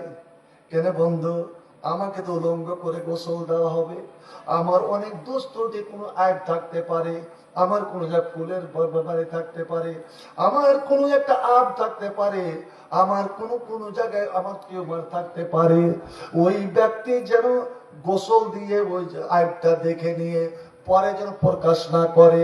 শুনেনি, মরা ব্যক্তির কোন আয়াত দেখে কে যদি প্রকাশ করে দেয়, ওরে যতই তুমি আল্লাহ ওয়ালা হও না কেন, যতই তুমি নেককার হও না কেন, কিয়ামতের দিন আল্লাহ ওই মরা ব্যক্তিকে দাঁড় করাবে, আর যে গোসল দিয়েছিল ওর আয়াত থেকে প্রকাশ করেছিল আল্লাহ দাঁড় করাবে আর বলবে, এই লোকটা তোকে আখেরি গোসল দিয়েছিল, তোর মধ্যে ত্রুটিটা ছিল, আয়াতটা ছিল, ওই আয়াতটা মানুষের সামনে বয়ান করেছিল, বান্দারে বল তুই যদি ওকে ক্ষমা করিস তো আমি জান্নাত দিব, আর ক্ষমা না করিস তো আমি জান্নাত দিতে পারবো না। বন্ধু আমার, দুনিয়াতে কাউরি আয়াত দেখে আপনি প্রকাশ করেছেন মৃত্যু ব্যক্তির, কিয়ামতের দিন ওকে ক্ষমা করবে আল্লাহ। আমার আয়াত যখন মানুষের সামনে প্রকাশ করেছে আমি তাকে ক্ষমা করব না, করব না। আল্লাহ বলবেন আমি ওকে জান্নাত দিব না, জান্নাত দেব না। এই জন্য আসল মশলা হলো, স্বামী মারা গেলে স্ত্রী গোসল দেবে, স্ত্রী মারা গেলে গোসল স্বামী দেবে। কারণ এরা এক অপরে বাজে সারা ইজ্জতটা দেখেছে সারা জীবন ধরে, 50-60 বছর ধরে। আর স্ত্রী স্বামী হলো কোরআনের ভাষায় এক অপরের পোশাক কাপড়। পোশাক যেন মানুষের ইজ্জত ঢেকে রাখে, স্বামীর ইজ্জত স্ত্রী ঢেকে রাখবে, স্ত্রী ইজ্জত স্বামী ঢেকে রাখবে, কোনোদিন প্রকাশ করবে না। বাবাকে গোসল দেবে নিজস্ব ছেলেরা, মাকে গোসল দেবে নিজস্ব মেয়েরা, নিজস্ব বোনেরা, নিজস্ব মা। চাচি নয়, মা না থাকলে খালা, অর্থাৎ যারা মোহরে মাত রক্তের যোগাযোগ। পুরুষকে গোসল দিয়ে পুরুষ, তবে যেন মোহরে মাত হয়। কেউ যদি না থাকে মোহরে মাতের মধ্যে, রক্তের মধ্যে, তবে গ্রামের যে লোকটাকে সব থেকে ভালো মনে করেন, আমানতদার মনে করেন, নেককার মনে করেন, ওই লোকটা আখেরে গোসল দেবে, মাইয়াকে গোসল দেবে। কারণ করে আয়াত তার লুকাতে হবে রে, আয়াত তার প্রকাশ করা যাবে না। প্রত্যেক মানুষের আয়ব আছে, দোষ আছে। কোলেকটা মোবারক মিন কুল আইবিন, ও আল্লাহ নবী। আর যেমন আল্লাহ এ খায়, আমরা কয়টা উর্দুতে পড়েছি, আল্লাহ এ খায় পাক और বে আয়ব হয়। আল্লাহর যেমন কোনো আয়ব নাই, আল্লাহর যেমন কোনো ত্রুটি নাই, আল্লাহর যেমন কোনো দোষ নাই। ওগো নবী আমার, আপনাকে আল্লাহ সমস্ত দোষ মুক্ত করে, ত্রুটি মুক্ত করে আল্লাহ পয়দা করেছেন। আপনার মধ্যে কোনো দোষ ত্রুটি কোনো কিছু নাই। সুবহানাল্লাহ। কান্নাকা খুলিকতা, কান্নার খুলিকতা কামা তাশাউ। আল্লাহ কোরআনে বলছেন, হুয়াল্লাযী ইউসাব্বিরুকুম ফিল আরহাম। এ মানুষ, প্রত্যেকে তোরা মায়ের পেটে ছিলি, মায়ের জরায়ুতে আমি তোকে রূপ দিয়েছিলাম, কাকে কালো, কাকে ধলো, কাকে নাটা, কাকে লম্বা। আমি এইভাবে তোকে মায়ের পেটে তৈরি করেছিলাম রে। কিন্তু ওগো নবী, আমার তো মনে হয় যেন আপনি আল্লাহর সামনে দাঁড়িয়ে গিয়েছিলেন, আপনি যেন আল্লাহর সামনে খাড়া হয়ে গিয়েছিলেন। খোলেকটা কামাতা সামু, আর আপনি আল্লাহকে বলে, আল্লাহ তুমি আমার হাতকে এভাবে করো, আমার পাকে এভাবে করো, আমার নাকে এভাবে করো, আমার চোখে এভাবে করো, আমার এভাবে করো। ভাই আমার, হাজরাত আয়েশা বলছেন, আমি নবীকে তলাশ করলাম, তলাশ করতে করতে আমি ভেবেছিলাম নবী কই যায়, কিন্তু আমার হাতটা পড়ে গেল নবীর গুল্লার উপরে। নবীর গুল্লার উপরে। গুল্লাটা কখন উপরে হয় জি ভাই বলেন তো? গুল্লা, পায়ের গুল্লাটা কখন উপরে হয়? যখন সিজদায়, নবীর সিজদায় পড়ে আছেন, নবীর সিজদায় পড়ে আছেন। আর যেমনই গুল্লাতে হাত পড়েছে আমার শরীরটা কেঁপে উঠেছে, কারণ নবী থরথর থরথর করে কাঁপছেন। একটা বিষাক্ত সাপ, জাহির দশরা আমার সাপ, বয়সাল সাপ যদি কাউকে দংশন করে নেয়, বিষ লেগে গেলে যেমন ছটপট ছটপট করে, নবীর সিসকি নিয়ে কান্না, বুক ফুটে কান্না। আমি হঠাৎ নিজের বুকে নিজে মারলাম, হায়রে ছি আয়েশা, তোর স্বামী দেখ কোন এত পড়ে আছে, ধ্যানে পড়ে আছে এই গভীর রাত্রে, আর তুই মনে করছিস তোর স্বামী তোকে ফাঁকি দিয়ে অন্য জায়গায় চলে গেছে। আমি এবার নবীর মুখ আন্দাজ করে, নবীর চেহারাটা কোন জায়গা আছে, মুখ আন্দাজ করে আমি এইভাবে নিজের মুখটা নিয়ে গেলাম, কান নিয়ে গেলাম, যে নবী কি বলে কাঁদছেন। একটা দোয়া জানেন, পারলে কিন্তু কোনতে দোয়াটা করবেন, মধ্যে মধ্যে পড়িয়েন, কিন্তু দোয়া সিজদাতে পড়িয়েন, খাস করে বেতের সিজদাতে। একবার আমার সঙ্গে পড়েন তো, আল্লাহুম্মা ইন্নী আউযু বিরিজাকা মিন সাখাতিকা ওয়া বিমুআফাতিকা মিন উকুবাতিকা ওয়া আউযু বিকা মিনকা লা উসি সানাআন আলাইকা আনতা কামা আসনাইতা আলা নাফসিকা। নবী সিজদাতে পড়তেন, আবার কুনুতে দোয়াটা পড়তেন, আউযু বিরযাকা মিন সাকাতিকা, আল্লাহ তুমি যেন আমার উপরে নারাজ না হয়ে যাও, সন্তুষ্ট না হয়ে যাও। আল্লাহ তোমার খুশি, তোমার সন্তুষ্টি চাই, তোমার অসন্তুষ্টি থেকে পানা চাই। ওবে মুআফাতিকা মিন উকুবাতিকা, আল্লাহ তুমি আমারে ক্ষমা করে দাও, আমাকে শাস্তি তুমি দিও না, আমাকে শাস্তি দিও না। আল্লাহ তোমার শাস্তি বরদাস্ত করার আমার ক্ষমতা নাই। লাউযু বিকা মিনকা, আল্লাহ তোমারই আশ্রয় চাই, তোমার থেকে আশ্রয়, তোমার আযাব থেকে আশ্রয় চাই। লা উসি সানান আলাইকা, আল্লাহ তোমার প্রশংসা করা, তোমার তারিফ করা আমার ক্ষমতা নাই। আনতা কামা আসনাইতা আলা নাফসিকা, তুমি ওইরকম যেরকম তুমি নিজের প্রশংসা করেছো। আলহামদুলিল্লাহ রাব্বিল আলামিন, তোমার প্রশংসা তুমি করেছো। ভাই কথাটা কমপ্লিট করে দিই, শুনেননি তো? এবার ওর স্ত্রী বলছে, ছি তুমি টাকা পেলে না, ওইখানে চলেন। ও মেরেছে হাতুড়, আর তেমনি স্বর্ণ মুদ্রা বেরিয়ে চলে এসছে, সোনার টাকা, চিঠি। স্বামী স্ত্রী হতবাক। বিসমিল্লাহর কত, এই ছেলেটা যে ভাসিয়েছিল তো বিসমিল্লাহ বিসমিল্লাহ বলেই ছেড়েছিল। এবার কয়েকদিন পরেই আবার এই যে ধার নিয়ে এসছিল, আবার টাকা পয়সা নিয়ে চলে গেছে। আর ওপারে গিয়ে খোঁজে খোঁজে গেছে ওর বাড়ি আছেন, বাড়ির লোক বেরিয়ে গেল, সালাম দিয়ে মোসাফা করে একটা হাত ধরে, ভাই ক্ষমা করো, আমাকে ক্ষমা করেন, আমি ওয়াদা করেছিলাম, অঙ্গীকার করেছিলাম ধার থেকে নবী পানা চাইতে, আল্লাহ আমাকে ধার থেকে বাঁচাও। হযরত আয়েশা বলছেন, হুজুর আপনি ধার করা থেকে কেন আল্লাহর কাছে পানা চাইছেন? পাগড়ি জানিস না, এই ধার জিনিসটা মানুষকে কাফের বানিয়ে দেয়, ধার জিনিসটা মানুষকে কাফের বানিয়ে দেয়। কারণ করে আপনি বিপদে পড়ে ধার নিয়েছেন, কথা দিলেন যে পরশু দিন দিয়ে দেবো, কিন্তু আপনার কোনো খেয়াল নাই যে পরশু দিন দিব কোথা থেকে। এ ওয়াদা ফাখলাফা, ও ওয়াদা করবে কিন্তু ওয়াদা খেলাফ হয়ে যাবে, কথা দিবে কিন্তু কথা রাখতে পারবে না। এটাই তো কুফরি, এটাই তো মুনাফিকি। অতএব আমি আল্লাহর কাছে দোয়া করতেন, আল্লাহ আউযু বিকা মিনাল ফাকরি ওয়াল ফাকাতি ওয়াল কিল্লাতি ওয়াজ জিল্লাতি ওয়াল মাসকানাতি ওয়া আউযু বিকা মিন আন আযলিমা ওয়া উযলামা। আর একটা দোয়া নবী কোনদিনই ছাড়তেন না। আমাদের কতগুলো ইমাম আছে, আল্লাহরে আল্লাহ, এদিকে আমার দুরূদ পড়া হয়নি আর সালাম ফেরা হয়ে গেল।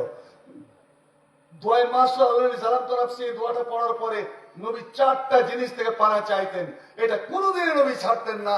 আল্লাহ আউযু বিকা মিন আযাবিল কবর ওয়া আউযু বিকা মিন আযাবি জাহান্নাম ওয়া আউযু বিকা মিন ফিতনাতি মাসিহিদ দাজ্জাল ওয়া আউযু বিকা মিন ফিতনাতিল মাহইয়া ওয়াল মামাত ওয়া আউযু বিকা মিনাল মাসামি ওয়া মিনাল মাগরাম। এই মাগরাম মানে ধার। হুজুর আপনি ধার থেকে কেন পানা চাইছেন? ওরে পাগল, এই ধার মানুষকে কুফরিতে নিয়ে চলে যায়, কুফরিতে নিয়ে চলে যায়। অর্থাৎ আল্লাহ যেন ধার থেকে বাঁচান। আমি আপনাকে ধার নিয়ে গিয়েছিলাম, আল্লাহকে জামানদার করে যা চলে যায় তাই আসতে আমি পারি নাই, এই নেন আপনার টাকা, আর আমাকে আপনি ক্ষমা করে দেন। এবার ওই লোকটা আমাদের মতন হলে তো না না না, কেমন টাকা দিচ্ছেন আপনি? আপনার টাকা তো নির্দিষ্ট টাইমে আমি টাকা পেয়ে গিয়েছি। বলো তুমি একটা সিন্ধুকে টাকা ভরে তাতে চিঠি দিয়ে তুই সমুদ্রে ভাসিয়েছিলে কিনা? হ্যাঁ ভাই, আমি আল্লাহর ভরসা করে বিসমিল্লাহ বলে ছেড়েছিলাম, কিন্তু ভাবতে পারিনি যে ওই আমানত তোমার কাছে আসবে। আল্লাহ লাখ শুকরিয়া। মুসলমান রে, যখন তুমি কোনো আনন্দে পড়বে, তুমি যখন খুশিতে পড়বে, তখন তুমি একটা সিজদা করে, শুকরিয়ার সিজদা, শুকরিয়ার সিজদা। আল্লাহ নবী যখন খবর পেলেন যে আমাদের লোক, সমস্ত লোক মুসলমান হয়ে গিয়েছে, ফাসাজাদা, আল্লাহর ওই সিজদায় পড়ে গেলেন। এটা শুকরিয়ার সিজদা, সিজদা শুকরানা। ওই লোকটা সিজদায় পড়ে আল্লাহ আল্লাহর কাছে শ্রেষ্ঠ আদায় করছে। আল্লাহ, আমি তোমাকে জামিনদার করেছিলাম, আল্লাহ তোমাকে আমানত দিয়ে আমি টাকা ছেড়েছিলাম, তো দুটোই সুন্দর সুন্দর বলতে পালন করলে। ওতে আমি এটাই বলছি বন্ধুরে আমার, সব কাজ আরম্ভ হয় যেন বিসমিল্লাহ বলে। দেখি তো লাস্টের সময় আপনারা যে মসজিদ বানাতে চলেছেন, আল্লাহ আল্লাহ, মসজিদ হলো জান্নাতের গেট, মসজিদ হলো আল্লাহর ঘর। এই মসজিদের একটা ইট মানে হলো ওরে আপনার জান্নাতে একটা ঘর নির্মাণ করা। শেষের বেলা আসুন তো দেখি বন্ধু আমার, আমি চাইবো না 1050 টাকা 500 টাকা চাইবো না, শুধু এটাই চাইবো যারা হজে উমরাতে গেছেন, কাবাঘর ঢাকা আছে গেলাপ দিয়ে পর্দা দিয়ে, ওরে একখান জায়গা আছে, ওই পর্দা যদি কেউ ছুঁয়ে নিতে পারে আর আল্লাহর কাছে দোয়া করতে পারে, তো আল্লাহ রাব্বুল আলামিন তার দোয়াকে মঞ্জুর করিলেন। সেটা হলো মুলতাজিম। আসুন তো দেখি বন্ধু, এই যে আপনার মিনি কাবার জন্য মিনি কাবা তৈরি করা হয়েছে, এই যে টেবিলে আল্লাহর কালাম রাখা আছে, আর এই টেবিলে আপনার চাদর বিছানো আছে। আল্লাহ রে আল্লাহ, এই আল্লাহকে ইয়াকিন জেনে বিশ্বাস করে বন্ধু, 100 হোক 200 হোক 500 হোক 50 হোক 10 হোক 20 হোক, শুধু আমার সামনে উঠে এসে এই টেবিল ছুঁয়ে চাদর ছুঁয়ে আপনি বিসমিল্লাহ বলে 10-20 করে রাখুন তো দেখি, দেখবো আপনার ঈমান কতটা, আল্লাহ কতটা বিশ্বাস করেন, কতটা ভালোবাসেন। আল্লাহ রাব্বুল আলামিন ওয়াদা করছেন, অঙ্গীকার করছেন, বান্দারে তোরা কয়েকটা কাজ কর, আমি আল্লাহ তোর রুজির ব্যবস্থা অপরান্ত করে দেবো, তোকে ভাবতে হবে না। এক হচ্ছে ওয়ামুর আলাকা বিসসালাত, তুই মসজিদ বানাচ্ছিস, মসজিদ আবাদ করবি, তোর ছেলে মেয়ে আত্মীয় স্বজনকে তুই নামাজের হুকুম দিবি, ওয়াস্তাবির আলাইহা, তুই নিজের নামাজ আদায় করবি, তোর বাড়িতে কেউ যেন বেনামাজি না থাকে, সবাইকে নামাজে বানিয়ে দে। নানো নার্সকা, যদি সবাইকে নামাজি বানিয়ে দিতে পারে, আমি আল্লাহ তোর সম্পদ রুজির দায়িত্ব, রিজিকের দায়িত্ব, খাদ্যের দায়িত্ব আমি আল্লাহ নিয়ে নিলাম। ভাই আমার, আমি ভাবতে পারিনি যে এতটা সময় হয়ে যাবে। আলহামদুলিল্লাহ। কি নাম তোমার? মঞ্জুর হোসেনের কাকা সাদিকুল ইসলাম বাইরে আছে, ওরা কয়েকজনে মিলে 8,500 মাশাআল্লাহ, আলহামদুলিল্লাহ। আল্লাহ বারিক লানা ফি মা ইয়াকুল্লাহ রাহমাহুম, আল্লাহ মাহফাজনা মিন কুল্লি বালাদিন ওয়াজিল আখিরা। আয় আল্লাহ, সাদিকুল তার সঙ্গী সাথীদের কাছে কালেকশন করে মসজিদ 8,500 লক্ষ কোটি বলে আল্লাহ তুমি কবুল করে নাও। তার আল্লাহ বিদেশকে আল্লাহ তার জন্য